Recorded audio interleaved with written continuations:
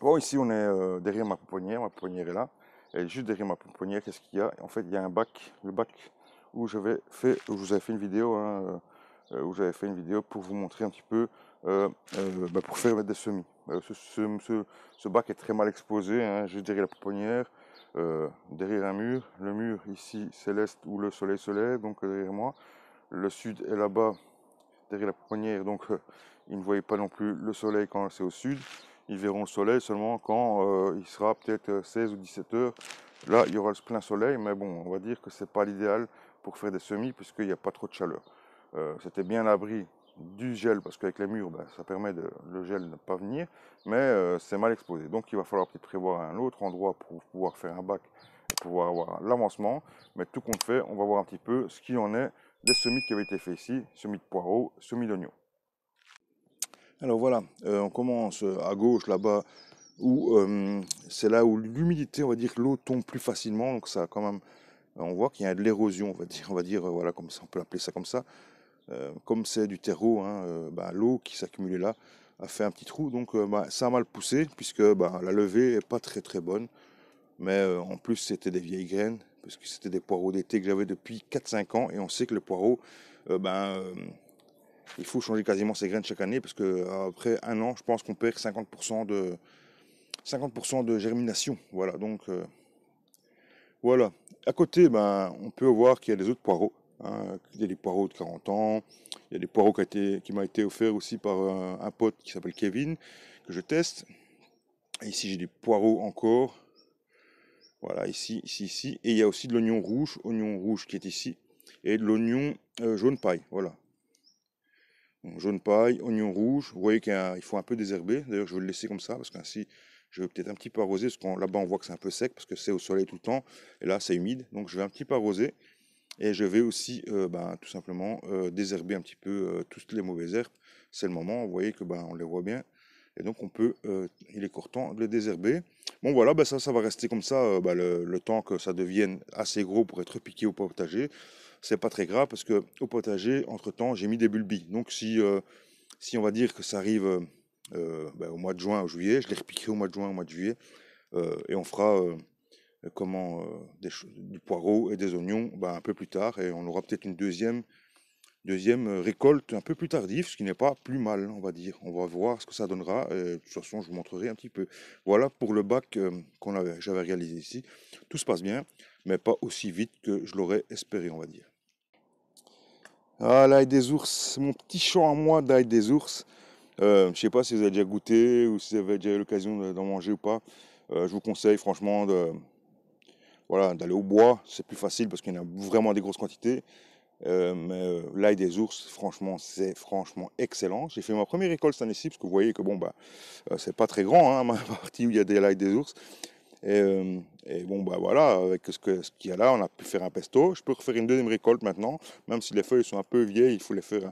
C'est mieux quand elles sont pas encore fleuries pour manger les feuilles parce qu'elles sont beaucoup plus tendres. Mais bon, voilà, en pesto, ça passera parfaitement. Il n'y a pas de souci. Voilà. Si vous allez, n'oubliez pas de faire attention. Ce sont la même famille un petit peu que le muguet et ça se confond assez facilement. Une chose facile pour savoir si c'est de l'ail des ours, prenez une feuille, vous la sentez, ça doit sentir l'ail un petit peu plus raffiné, mais ça doit sentir l'ail très très fort. Si ça sent pas l'ail, c'est pas de l'ail des ours. N'allez pas manger du muguet, c'est toxique et ça peut être même mortel. Donc voilà, l'ail des ours que vous voyez ici. Alors on peut voir que là-bas au loin, donc je vais essayer de vous montrer avec mon doigt. Là, sont de l'ail des ours qui avait été fait en pot et qui est en semis. Donc le semis a bien fonctionné, mais vous voyez que les feuilles ne se développent pas des masses par rapport à l'ail des ours qu'on a repiqué avec le bulbe. Donc là, tous les ailes des ours que vous voyez là, c'est ce qui a été repiqué avec bulbe. Bulbe, d'ailleurs, qui m'avait été envoyé par Loulou et Loulette, que je remercie encore. Merci beaucoup, grâce à vous. J'ai de l'ail des ours ici dans mon potager. Nous voilà maintenant dans la grande serre, nouvelle serre de cette année-ci, qui n'est pas encore totalement prête à être cultivée, puisque je dois encore passer la grelinette maintenant ici à l'intérieur. On a surtout retiré les mauvaises herbes ces derniers jours. On va commencer maintenant à s'y préparer. En fait, je ne me pressais pas trop parce que, comme je vous dis, les températures ne sont pas forcément idéales et aussi parce qu'elle est à moitié pleine déjà cette serre par beaucoup de plants que je vais vous montrer tout de suite. Et donc, je ne voulais pas, absolument pas, pouvoir l'aménager. Si c'est pour marcher dedans, il faut que je puisse l'aménager, que je puisse passer la grelinette et ensuite ne plus marcher là où je veux planter. Donc ici maintenant, on a déjà prévu les bâches. Je ne sais pas si on les voit au loin, oui, je pense qu'on doit les voir. Il y a les bâches déjà qui sont prévues hein, sur une partie, parce que ça a été greliné, ou grelinetté, je ne sais pas si on peut dire les deux termes. Mais je dois repasser maintenant un coup de grelinette, remettre les bâches, et une fois que j'aurai pu, je pourrai bien sûr retirer tous les plants qui sont là-bas. Mais je vais vous montrer tous les plants qui sont là-bas, tout simplement. Voilà, ici on peut constater que les plants sont beaucoup plus grands, hein, parce qu'ils sont destinés à être plantés ici. À cette période, maintenant, normalement, je devrais planter, parce que moi je les prévois toujours pour le 15 avril en serre, puisque en serre, généralement, on peut gagner du temps. D'ailleurs, cette fin de semaine ou le week-end, je vais les planter. J'ai pris la décision. Elles sont quand même ici depuis maintenant un mois. Hein. Ces plants sont ici depuis un mois, parce que dans la pouponnière, c'est un peu petit. Et donc, ces plants je vais déjà planter une partie pour me libérer de l'espace et pour qu'elles prennent place, parce que maintenant, bon voilà, elles ont fait leur temps dans leur pot. Et je pense que le terreau commence tout doucement à devenir un peu moins riche. Et donc, il est temps maintenant que la terre leur donne à manger et qu'elles prennent leur place définitive. Bien sûr, je ne pourrais pas tout mettre parce qu'il y a une partie qui doit aller aussi sous la serre numéro 1, hein, la plus petite serre, hein, la serre que vous connaissez déjà tous. Et il y en a aussi d'autres qui doivent aller sous abri, mais ceux-là sous abri, je ne les mettrai pas avant le 15 mai, puisque là, sous abri, elles ne sont pas couvertes, elles ont juste un toit, mais elles n'ont pas de couverture totale, donc il fait aussi froid quasiment. La nuit, il fait aussi froid que l'extérieur. Il n'y a pas d'abri pour, on va dire, le gel, ainsi de suite. Donc là, elles seront beaucoup plus, on va dire, susceptibles à prendre le gel, alors qu'ici, en serre, tout de suite, elles sont quand même couvertes, on va dire, par les gelées, on va dire, matinales, les gelées, on va dire, blanches, qu'on appelle ça. Ces gelées blanches qui sont généralement dues au vent et à l'humidité qui tombe. C'est quand même la sensation quand même moins forte qu'à l'extérieur ici. Surtout quand vous voyez qu'il y a des arceaux, hein, que je peux mettre vite des voiles. Quand je vois que les températures sont prévues à 1 degré, eh bien, je mets le voile, hein, je ne chipote pas. Hein. Donc voilà, si je les mets maintenant, je les plante en extérieur, je vais avoir plus de mal déjà à les recouvrir parce que j'ai pas assez d'arceaux pour mettre à l'extérieur. Ici à l'intérieur, je vais prendre le risque de remettre des arceaux, des voiles. J'ai du voile pour mettre à l'intérieur, il n'y a pas de souci. Donc voilà, vous voyez que le développement est pas mal. Donc ici, tout ce qui est ici, donc là, tout ça, ce sont mes plants de tomates de cette année, hein, qu'on va mettre dans le potager. Hein. Il y a plus ou moins 300 variétés, on va dire, là, ici. Voilà. Et derrière, là, ce sont toutes les doubles, plus une partie que vous avez vue dans la pouponnière. Voilà. Donc quand vous faites le compte, celle-là plus la pouponnière, eh bien, c'est le double de celle-ci. Voilà, une partie des doubles de celle-ci. Voilà. Sans compter qu'il y a encore une partie greffée qui doit encore arriver. Mais voilà, vous voyez un petit peu la quantité de plants que je dois planter cette année-ci. Ça devient quand même impressionnant quand je regarde comme ça de haut et que je commence à me faire un détail. Je me dis, waouh, ça commence à faire beaucoup. Là-bas, ici, on peut voir qu'il y a du chou, hein, tout ce qui est partie chou. Donc il y a du chou romanesco, du chou-fleur. Chou-fleur, il n'y en a même plus là, il est déjà planté chou-fleur. Il reste plus que le romanesco, chou de Bruxelles, et ici du chou de brocoli. Voilà, donc il reste 3 sortes de choux encore. Chou cabu, tout ça, nous on ne fait pas, surtout pas l'été. Si j'en ferais, de toute façon, ce serait vraiment plus tard pour l'hiver. Mais de toute façon, on ne fait pas parce que voilà, on ne mange pas.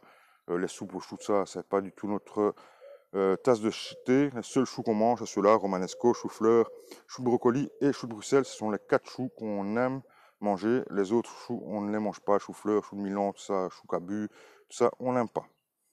À côté, quelques laitues, hein, voilà, quelques apia, quelques petites lolo rossa rouges, quelques, à côté, ce sont des tomates, non là ce sont des laitues maison, comme j'appelle, j'ai pas de nom pour ces laitues, c'est de belles laitues, là ce sont de la zapia, là c'est de la tomate, la laitue un peu bronzée comme ça un peu, elle est mi-verte, mi-rouge, et c'était Seb, un copain qui m'avait offert ça, donc je ne sais pas du tout son nom. Et là-bas, il y a du céleri qui attend un petit peu sagement, et quelques plants encore de chou-fleur euh, qui n'étaient pas aptes, qui n'avaient pas passé le cap, leur CAP pour être dans le potager parce que trop petits. Et donc ils sont là juste en réserve au cas où il y en a qui se font bouffer au potager. Là, quelques céleris, donc vous pouvez voir, qui attendent d'être piqués au potager. Voilà pour la serre. Vous voyez que ben voilà, je dois encore passer tout simplement ici, ben, pas le motoculteur, mais la grelinette. Même si je vais avoir un motoculteur ce week-end, mais il ne sera pas utilisé à mon avis cette année-ci. Ce sera peut-être pour l'année prochaine, peut-être, ou peut-être jamais. Mais enfin, on verra. Mon dos, à mon avis, va vouloir, à mon avis, à un moment donné que j'y passe. Même si la grelinette, pour l'instant, me va très bien. Donc, vous voyez qu'ici, il y aura 4 bâches plastiques. Hein. Oui, je sais bien, c'est du plastique. Mais c'est plastique réutilisable, ainsi de suite. Enfin, bon, voilà. Les donneurs de leçons, passez votre chemin. Je n'ai pas besoin d'avoir de leçons. Je sais ce que je fais. Foutez-moi la paix. Allez, pourrir les autres chaînes, pas la mienne. Et donc, voilà, ce que je fais, c'est que ici, je vais faire des trous, bien sûr. On fait des trous comme je vous ai montré déjà. J'ai fait une vidéo, je vous mets le lien ici au-dessus. Et bien sûr, on vient planter les plants de tomates.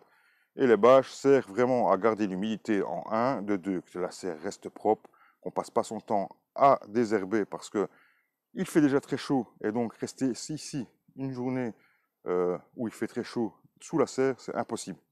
Donc pour moi, c'est impossible. Vous comprenez bien que si je dois désherber toute la serre ici, hein, et que je dois rester ici sous la serre, avec la chaleur qu'il fait maintenant, alors qu'il fait 10 degrés dehors, il en fait déjà 28 ici hein, dans la serre, pas demander quand il va faire, plus tard, qu'il va faire 30 degrés dehors, la serre ici va en faire 50, ce sera insoutenable pour travailler ici dessus, c'est impossible. Je ne vais pas venir travailler la nuit non plus, il ne faut pas exagérer.